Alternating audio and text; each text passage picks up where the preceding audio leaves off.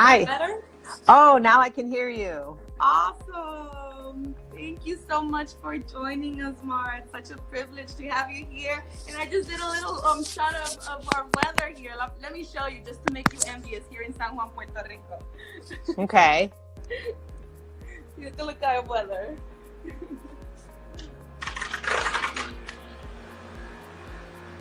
Oh, beautiful. Beautiful. So where are you at right now? Today I'm in Boston, Massachusetts. Oh, how's the weather over there? I've been mostly in a hotel room and in a building, but the sun is shining and people have coats on, but they're unzipped. So it's promising. Yeah. Nice. We definitely have to, bring you up here to Puerto Rico to the warm weather, enjoy the beach over here. Absolutely. I love Puerto Rico. Awesome. I've not been there since 1979. Wow. Yeah, I was scheduled to go and speak at a conference there with Dr. Christina Sanchez back right when Hurricane Maria hit. Wow. I mean, like 3 days later, we were supposed to be there. Wow. Yeah. Yeah. I mean, that hurricane, it definitely made us stronger, but a lot of things that were damaged, came out to light. But we Sure. are very resilient people. Absolutely. And as always, we come back stronger. So, yeah. Yes. After 3 years of being in the cannabis industry, we definitely are very resilient and coming out stronger. So Good. Right now we have a little surprise, Narelis. I don't know if you've spoken to her, but Nareli Cortez, she just came to Puerto Rico and she will be joining us shortly. So Great. We're going to have a little, surprise co-hosting today with us. So Good. yeah. Thank you. Let me give her a couple of minutes and we should start soon. Okay. This is very different for me to do an interview on a cell phone. I know, right? It is. Yeah. I mean, we're trying different things, trying different methods, trying to connect with different people. So we're trying, Yes. Different things, trying to keep up with everything. Good, good, So there's good. always a first time. We're glad that you were able to do Yes. this with Latinas Cannapreneurs. Absolutely. Let me then, let's just wait wait over a minute more and we should be good to go. Okay.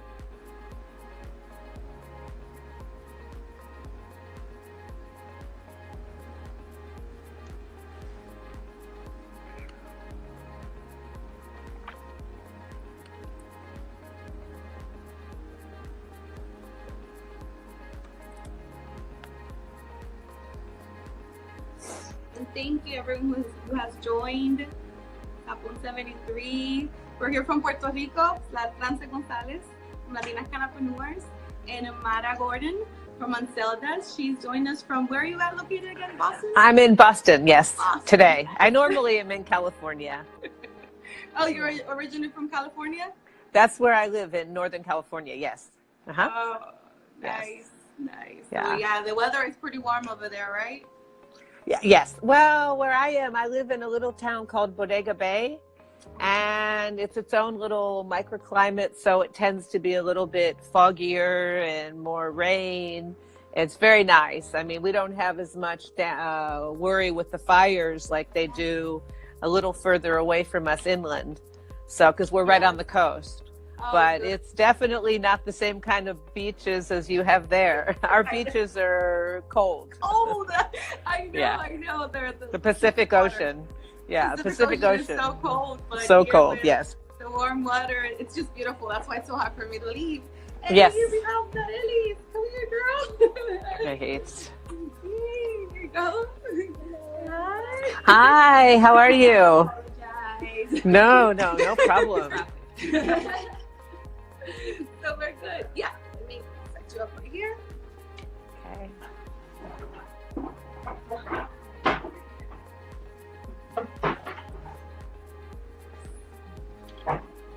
Awesome. Yay. Great. Today. Good. Thank you so much, Mara. So we're just gonna do an interview, just quick questions we want to know about you and your business, and of course, let our people and Latinas Cannapreneurs in Puerto Rico here with Narelis, and let know what's going on within the industry and how did you came up about. So tell us about your organization, what does it do, and where is it located? Well, that's a lot more complicated question than it would have been a few months ago. So I'm involved with quite a few different things right now. For one thing, most people know me, of course, from Aunt Zelda's, which is our medicine and our research that we do on formulations to treat patients in the U.S. and around the world. Aunt Zelda's is now being manufactured by the oil plant, another company that I founded, in order to get a license in California. And we then were bought by a Canadian company called Gabi. It owns Gabriella's Kitchen as well. And we're infusing products, the whole wellness spectrum, all the way from better for you foods, healthy foods for healthy people, all the way across the spectrum to very serious medicines for very serious illnesses that we've been doing all these years. Of course, so we're now, we're in Canada and in California. And then, of course, Zelda Therapeutics is mine as well in Australia. And we're doing clinical trials on quite a few diseases. We're in phase 2 right now on insomnia. We've published extensively preclinical work on breast cancer research using whole plant versus the pure compounds. And I'm very, very excited about the work we're doing in the cannabis space. In fact, I just returned from Quebec City in Canada a couple days ago on the way back here. I'm speaking at MIT tomorrow, and we're doing work on a clinical trial, a human clinical trial on breast cancer. And it will be the first of its kind to look at the actual tumor reduction and not just side effects of cancer. So it's going to be groundbreaking. Historic. I know. Historic. That's what I keep telling everyone. It's just like the end. We are living in the end of prohibition, and it's such a great, industry to be in because it's new. Everything is just, we're learning about how this plant is just miraculous, and it could be used for many, many different things. So, and Zelda, I mean, you do a lot. I mean, within Zelda. So, how did you come out to in the cannabis industry? What did you do before? Or was it something that you were always interested in? I had no interest in cannabis. In fact, I thought that it was a gateway drug, just like everybody else. Yeah, I mean, I knew nothing. I mean, I tried it a few times in the 70s, I mean, I was very typical of the person who tried it when I was young, didn't really like it, didn't go back to it because I didn't understand that there was many, many kinds. I grew up in Texas, and what we had access to was very bad. It was like, we used to call it ditchweed. It would come up from Mexico, and it would be baggies with seeds and stems and just junk in there. Yeah, and nobody knew anything about anything. Well, and everybody that I knew as an adult who smoked cannabis also was doing other drugs, and I didn't understand. Knowledge is power, which is why it's so important that we educate, because all I had to go on was the propaganda that was being pushed out by DARE and Just Say No and all these horrible organizations. Yeah. But in my background, I was a process engineer, and I worked for like Fortune 500, Fortune 50 companies, and I would head up all their methodology on how they developed all their systems. And my background is all about recognizing patterns, establishing patterns, collecting data. That's what I did. So what interests me in coming to cannabis was my husband, who has been now sober for 30 years. He had broken his back and needed to have surgery. And I was a chronic pain patient, and he wouldn't go on opioids because you can't. The side effects. Exactly. Well, because he was alcoholic, drug addict, he could not go on them because of the risk to his sobriety, right? So we went searching for alternatives and were shocked about cannabis and what it had the possibility of doing. So we did a very, very small trial with it with ourselves, a very small, where we collected all the data on it, saw how it worked, and we were shocked at how well it worked. And that was when I started helping, friends and neighbors. And before I knew it, it became a big thing. And now I've been doing it for about 8 years. So. Oh, wow. Yeah. Wow, that's amazing. So you have a real life experience with cannabis, you know, trying to get away from it, and the whole background that you had growing up until you had, you know, the incident with your husband. That was that the turning point that you decided, okay, let's give it a try? Yes, I had, my husband and I did traveled for 2 years around, and we met people all over. And one of the individuals who we met was a woman in Grants Pass, Oregon.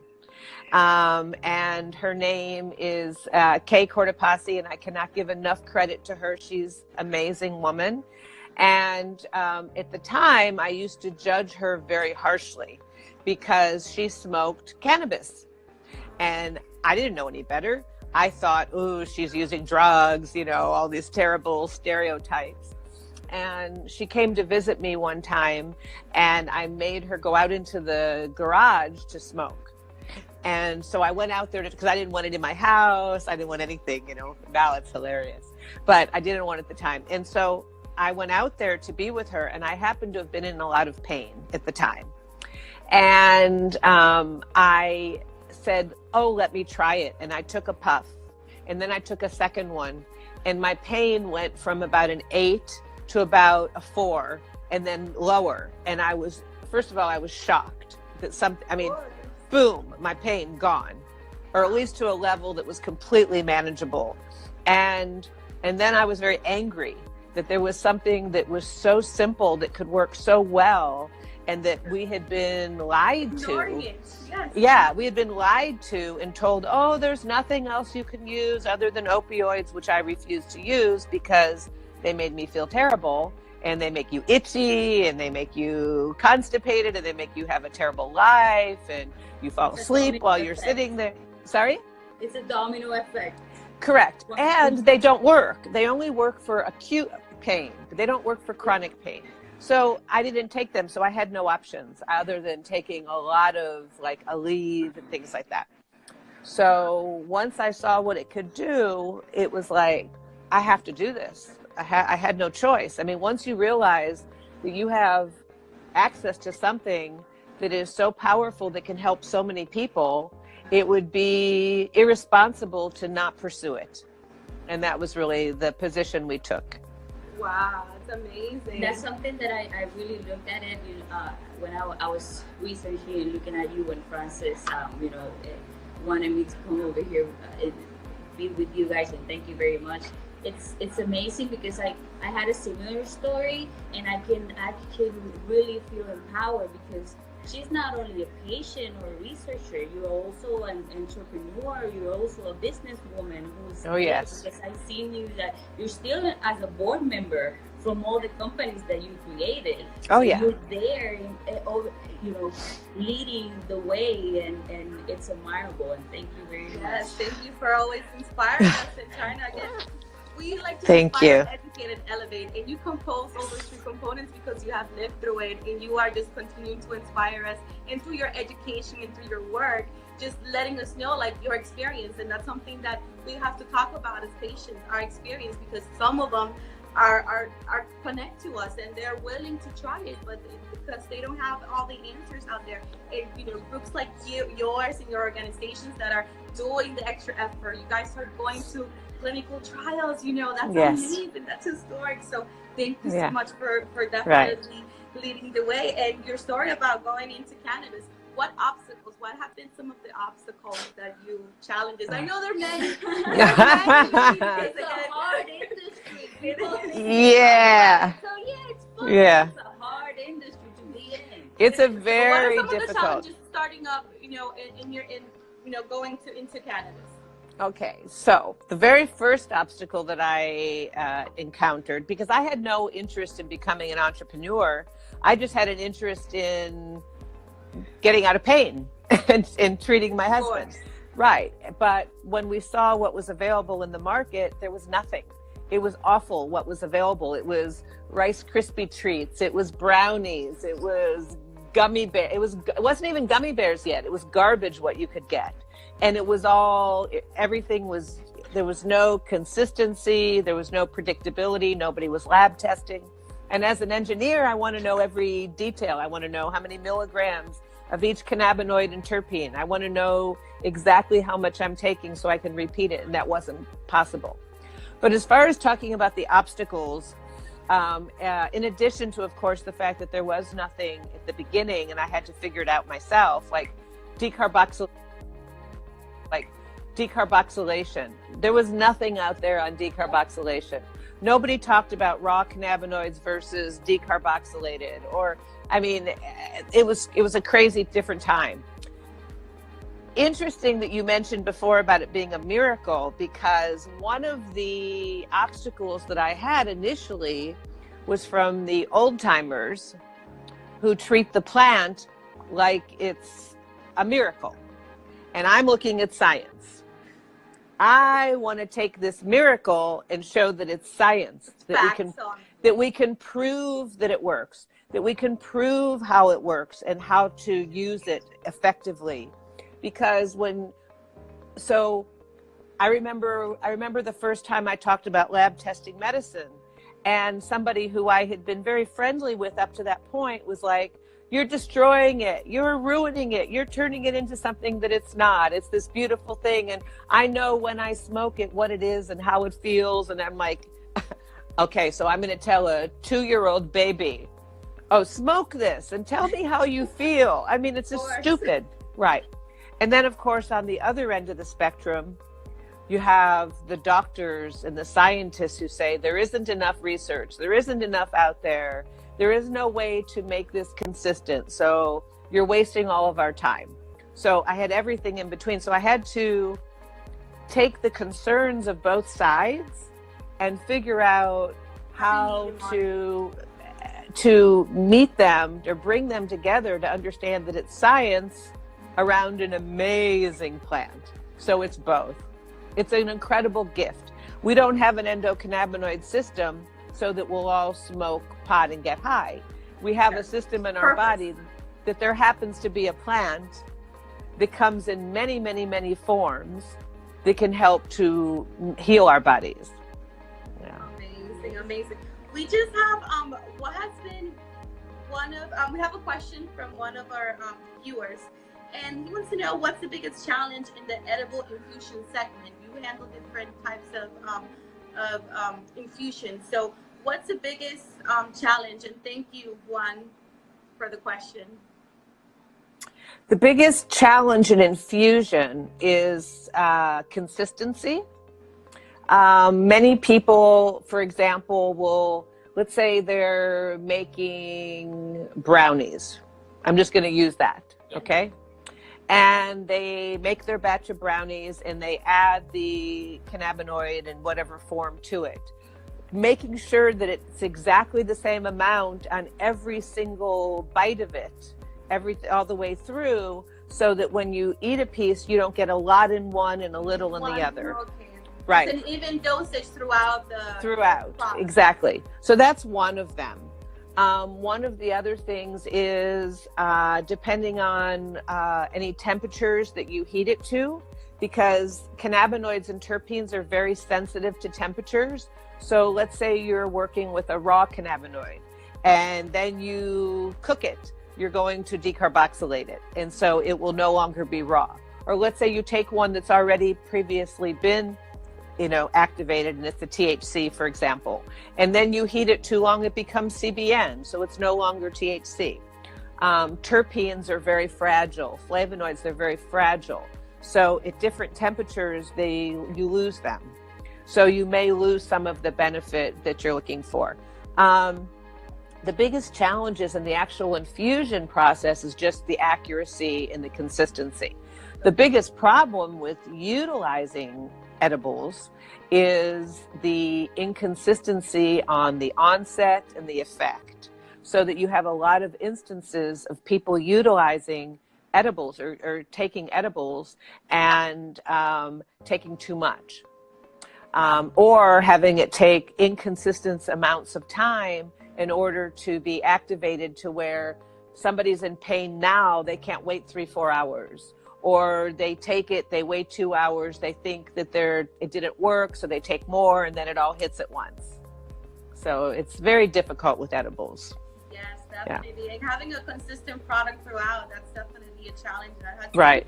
throughout the industry. But again, with more regulations in here, Puerto Rico also. Especially with strains, non-availability with strains all the time, with the percentage and stuff. You know, Right. that it's been a challenge for manufacturers. Because like me as a patient, I like to look for pain management and sometimes to help me sleep. But then if I don't have the same components in the edible, it's hard for me to know why I'm getting it. Absolutely. Let's say one time you get it and they use a sour diesel and it makes you feel wide awake. The next time you get it, they use Granddaddy Purple and you fall asleep. Yes. So it's very important that you have lab tested medicine where you see the profile of it, because the name of it is worthless. You can put any name you want on it. There are no regulations in place around the naming nomenclature. So it's very important that you look at the lab tested medicine, see which components of it work best for you, and the next time you go and buy medicine, make sure you buy one that has the same components. And if they don't have lab tests, don't buy it. And we do have lab testing here. A lot of people ask us like, what's the importance of having a lab test? And here we are. You know, you understand. You need to know what you are getting into your body so you can heal better. And many people are very sensitive, and they only need a very, very small dose. And if you don't have lab tests, you don't know how to take a low dose. That's something that a lot of people have told me. Like even people who have been like users for many years, they're like, I don't handle well edibles. So you have to do a tolerance for it. You know, you have to make sure that you're in tune, you know, with your labs. And I think just people sometimes they just don't right. like it, right? I don't like edibles. The quick action and edibles, you have to be patient. You have to know the dosage. So I have to be calm. I have to be calm whenever I'm in edibles. If I have to be like, if I have to like get in a car and drive around, like I can't. Like I get motion sickness. Like I get edibles and I go to sleep and stay calm in my house. Right. You have to be very, very careful with edibles, and it's extremely important that you know what your tolerance level is and that you get a product that you can trust very well. Yes. Yeah. And I have a question about lotions that you, a lot of people here ask, like, is it worth it? Do they work? Is it how what if, and also they have asked me, like, if they have THC, would I be positive on a drug test about it? Is that something that you can share if you have the experience about it? Yes, that's a very, very good question. Excellent question. So first of all, topicals, which I call topicals because sometimes they're lotions, sometimes they're salves, you know, sometimes they're transdermal patches. They are, I feel they are the best form of entry into cannabis medicine. Okay, so if somebody's never used it before and they have concerns or something about using it, using a topical is the easiest way to enter it. In fact, in the movie Mary Jane's Women of Weed, Wendy Borman's entry was through a topical application. Right. I depend on Zelda's topical every single day for many things. For one thing, I use it as it's my moisturizer for my face, you know. And you know, well, I'm also. Yeah, and I'm almost 60 years old, so apparently it's working. And right. And then it also, I use it on my neck and on my hands where I have terrible pain, and on my lower back, and it's excellent. I get itchy, I put it on, it stops itching. Topicals are amazing. And I think that no matter what your situation is, you should have a product. In fact, in the little town that I live in Bodega Bay, I gave some to several of the restaurants in the little town. It's a little fishing village, because it's perfect if you get a burn. You apply it and it like immediately stops and starts healing. So to have a topical on hand is a very, very important item in your medicine chest. If you're using a low enough dose, it will not show up positive on a drug test. At least that, not on any experience we've had. Now, if you use some of the higher dose transdermal patches, the very, very high, and I don't even know if there are any on the market yet. I'm talking like over 100 milligrams per milliliter type transdermal. Then I would be more concerned about it, but I don't think that I've heard of anybody honestly getting into trouble for a topical. Yeah. So you mentioned the work with Mary Jane. We actually met in San Jose, where we had the privilege to watch the amazing documental Mary Jane's Women of Weed, and we also put the subtitles on. So we're very excited to have you and meet with all the women, so we can continue our education within the cannabis industry. So tell us about your experience. I know you were with Wendy, and then you also with Ricky Lake with Weed the People. So tell us about your experience in both of them. Yeah, it's kind of trippy. Now, the Mary Jane's Women of Weed documentary was very different experience from the Weed the People. For one thing, when Wendy made the film very quickly. It was like 1 year, the whole thing. And I was a very small part of it. I mean, I was just one of the people that she interviewed. There were so many women in power. Right. I think there were like 30 women in the film or something like that. And I was just one of them. Of course, I was talking more about the science and the data and all those things, but I was just one of the many. In Weed the People, on the other hand, have you seen the film yet? No, we have not. Okay. Yeah, you guys need to see it. Good. I would love to bring it there. And if you did, it would be amazing, because I've done quite a few panels now, Q&A panels after the film, like with Ricky Lake and Abby Epstein, the director. And we did one in San Francisco a couple weeks ago, and one of the mothers and the sons came up to participate in the question and answers after the film, as well as one of our doctors. But in that film, I had cameras following me around for 5.5 years. Yeah, and it followed me with my pediatric patients. Yeah, quite a few of them. Day to day for 5 years. Well, not every day. We're starting to see here a lot of pediatrics, a lot of kids are starting to have a lot of benefits in it. Right. Well, it was treating cancer. It wasn't epilepsy. It was actual cancer, which is what our specialty is treating cancer. So the youngest child that I was treating in the film was 8.5 months old. Wow. Yeah. And so, it was ambitious. It was scary, but I completely trusted Ricky Lake and Abby Epstein. When I first met Ricky's husband, who has since passed away, has since died, Christian Evans, when he first approached me about doing the film, I was like, no way am I interested in being exploited, or, there was quite a few documentaries that were being made at the time. This was like late 2012, early 2013. And I was like, no way, I don't want to. But then I sat down with Ricky and Christian, and we started discussing what the film would be like, and my husband was there, and we talked about it, and it was like, okay, I trust you, I trust that. And then I reserved the right to actually see before it went out, because it was scary. Yeah. So, I mean, not that I could have stopped it, but maybe I could have adjusted some of the things about me. But I think it's a pretty good historical look at the evolution of the cannabis space over these years and the work that I've done in this space.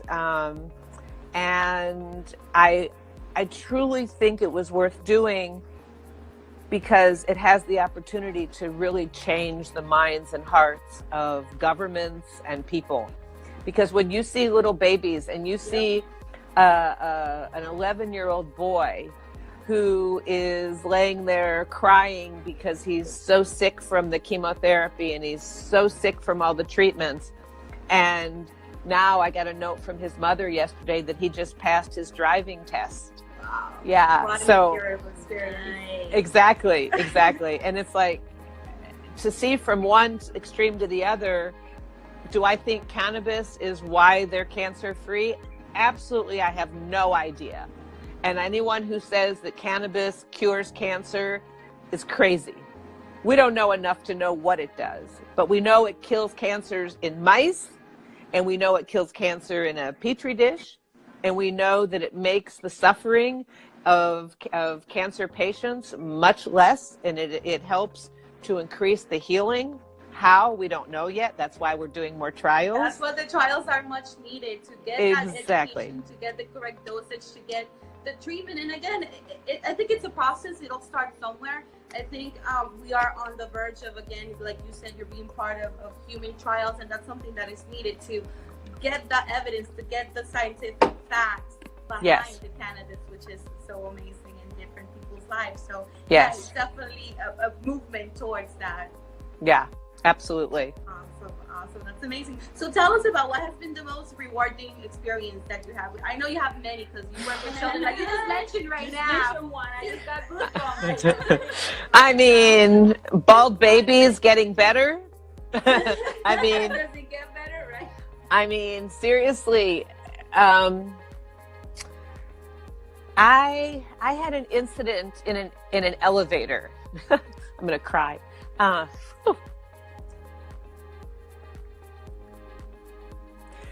This is hard. I had an incident in an elevator with a woman not too long ago. I was at a conference. I don't even remember which conference it was or anything.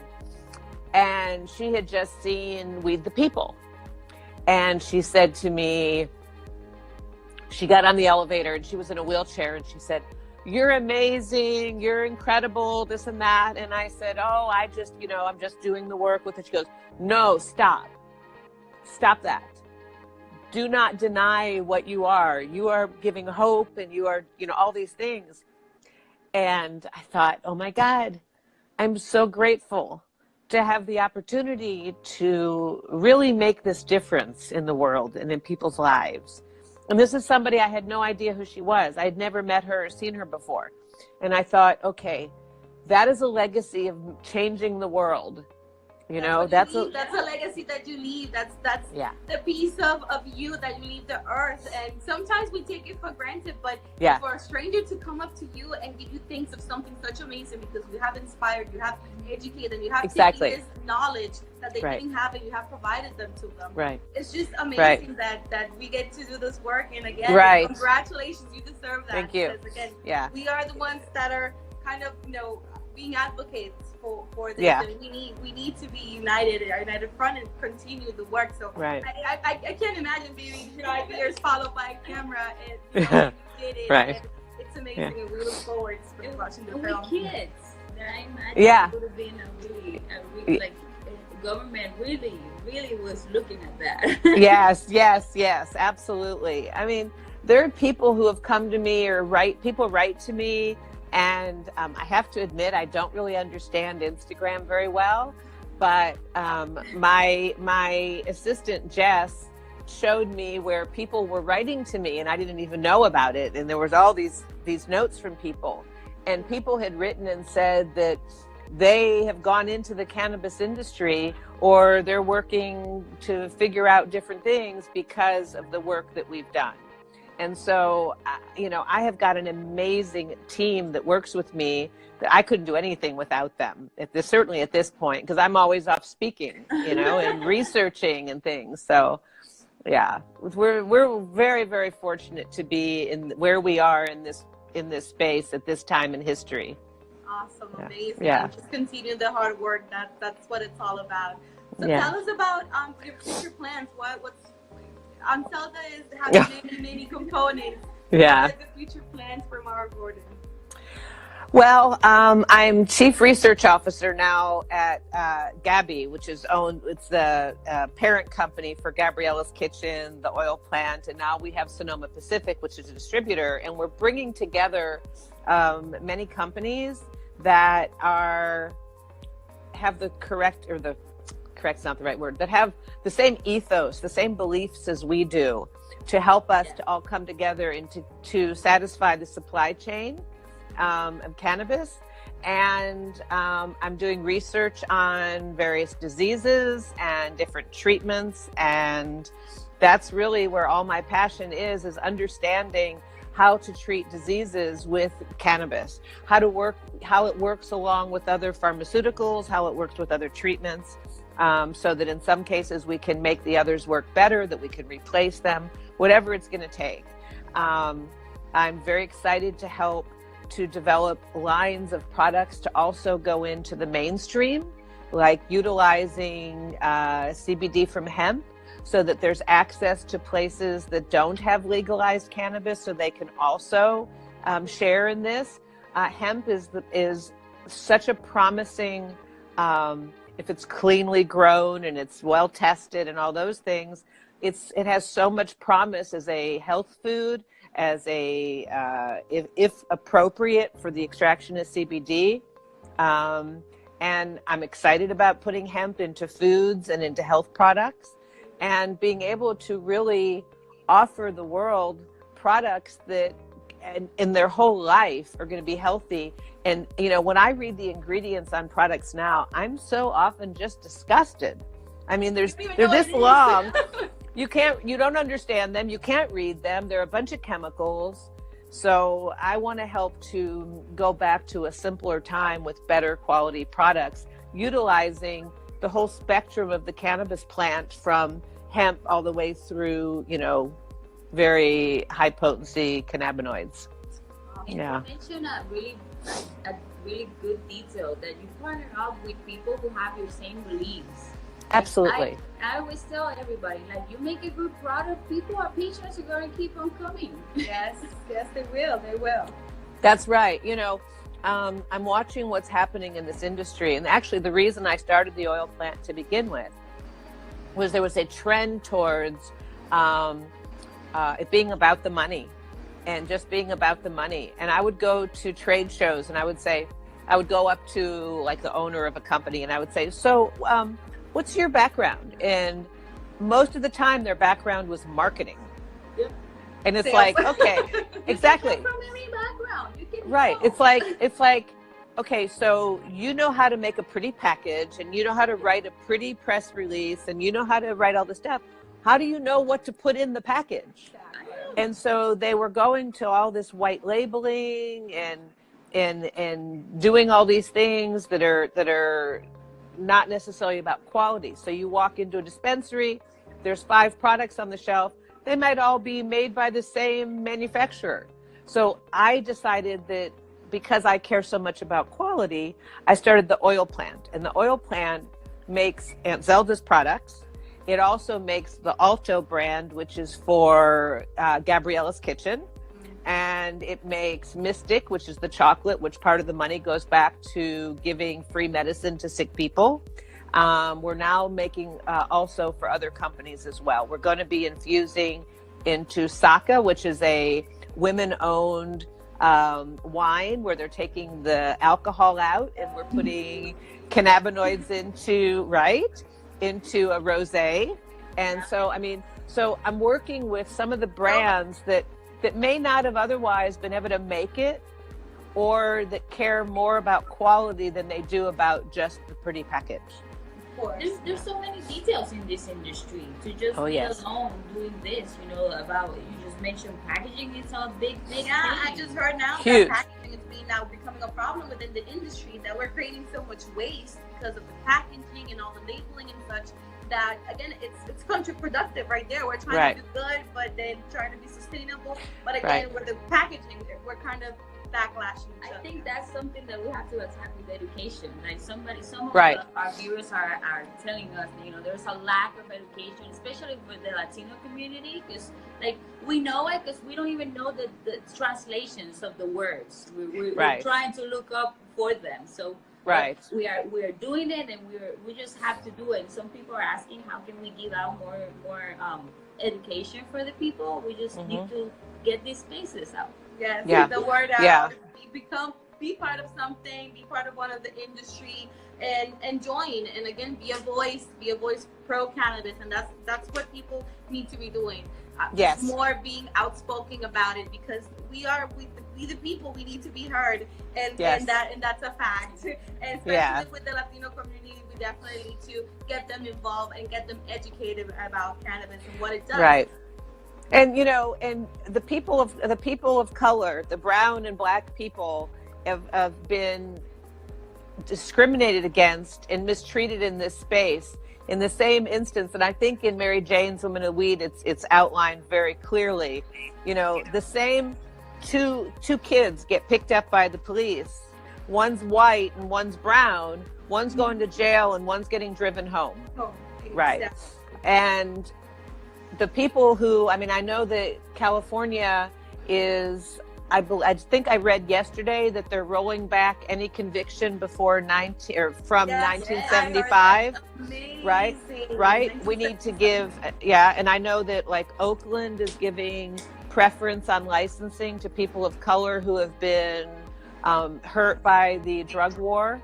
And we in our organization, we're very small, and we have at the oil plant itself, I think we have like 7 employees, and we have 1, 2, 3, 4 mostly women. We have 1 Latina, 1 Latino, and we have 1 Native American, and we're looking to be bringing in more and more. So I don't believe in hiring somebody just because of the color of their skin. But if I have a choice between 2 candidates, no offense, but there's enough white guys can get jobs anywhere, They are. So, and I don't know, I know I'm going to get a lot of backlash from that, and I don't mean it in any way derogatory, but the reality is, some of us, as a woman that grew up in Texas in the 70s, I can tell you, we have to work twice as hard to be even. True. And so, and I understand that. For all minority groups or those that are not in power. And so we have to support each other. That's true, definitely. And thank you for, being part of that diversity and pushing within this industry that is much needed. That it's just one piece at the time, and anything that we could do definitely helps. So Absolutely. Just to close, tell us based on your experience, what advice would you give women who are interested in joining the cannabis industry? I would say for women looking to get into this space, I would say the first thing is figure out what you're passionate about already, and then find how that applies in the cannabis space. Because not everybody's going to be able to do what I do. Not everyone's going to be able to do what you do.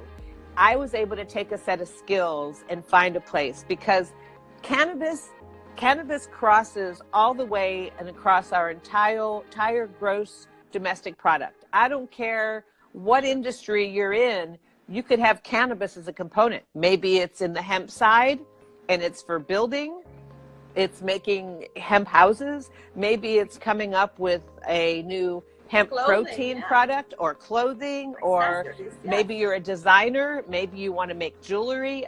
Jennifer Murray makes really cool jewelry with her father, in the Jennifer M, I think is the name of the brand. It's very cute. I happen to have one of her cute little necklaces.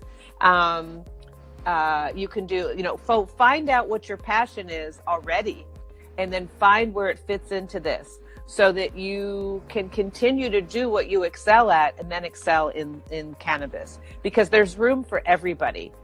People keep talking about we need to hurry, this green rush. The pie, to get their piece of the pie, and the pie hasn't even been baked yet. We don't even know what kind of pie we're baking. So take your time to figure out where your best fit is and where your passion is, and then follow it. Because this is a very big world, and there'll be a lot of other people who are just like you. Yeah. Don't take medical advice from Facebook. Don't take medical advice from Instagram. Don't take medical advice from somebody who's been in the business 5 minutes longer than you. So, that I have to say, and ask them what their background is. If they tell you they have a marketing, PR, advertising, whatever, say, oh, wonderful, you can do my packaging, but let me go talk to a doctor. Yes. Yeah. That's about it. Yeah. Yeah. Well, thank you so much, Mara. Again, you can find more information on Mara at zeldas.org.